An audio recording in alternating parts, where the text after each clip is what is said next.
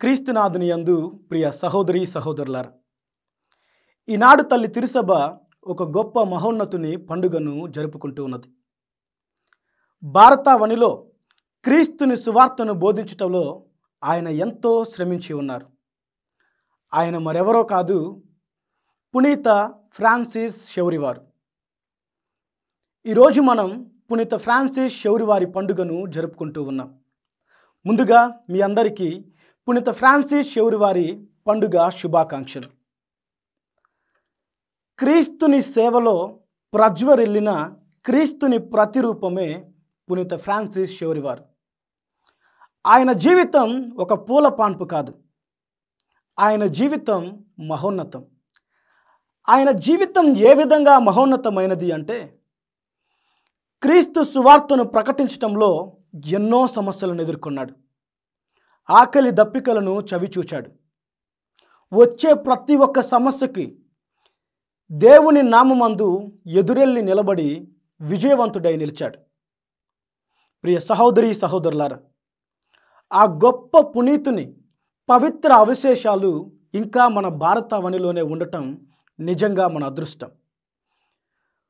10 సంవత్సరాలకి ఒకసారి ఆ పవిత్ర అవశేషాలను ప్రజలందరూ కూడా దర్శించుకునే విధముగా ప్రదర్శనగా గోవాలోని పునీత ఫ్రాన్సిస్ శౌరి వారి దేవాలయంలో ఏర్పాటు చేస్తూ ఉన్నారు.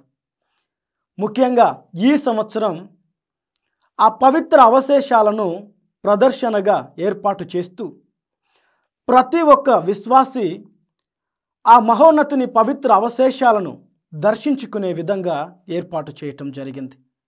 ఈ పునీతుడు తను జీవించినంత కాలం క్రీస్తుని తనలో మోస్తూ తన నాలుక క్రీస్తుని మాటలను మాత్రమే పలికే ఒక ఆశీర్వాదంగా మలుచుకున్నాడు.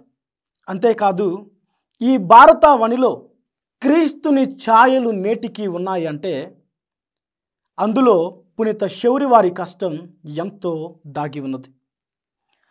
ఆయన జీవితాంతం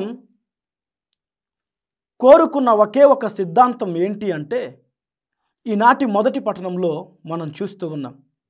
పునీత పౌలు గారు కొరింథీలకు రాసిన లేఖ 9వ అధ్యాయం 16వ వచనంలో మనం చూస్తూ ఉన్నాం. సువార్తను బోధించినంత మాత్రాన గొప్పలు చెప్పుకునే అర్హత నాకు లేదు. నిజానికి సువార్తను బోధించుటకు నేను ఆజ్ఞాపించబడితిని. తన జీవితాంతం తను నమ్మిన సిద్ధాంతం ఇదొక్కటే. అందుకనే తను క్రీస్తుని మాత్రమే పోలి జీవించాడు. తను బోధించిన ప్రతి ఒక్క విషయాన్ని తన జీవితంలో జీవించి చూపించాడు. ఈ లోకంలో క్రీస్తు మాత్రమే నిజమైన దేవుడని, క్రీస్తు మాత్రమే ఈ లోక రక్షకుడు అని నిరూపించిన వ్యక్తి పునీత ఫ్రాన్సిస్ శౌరి వారు.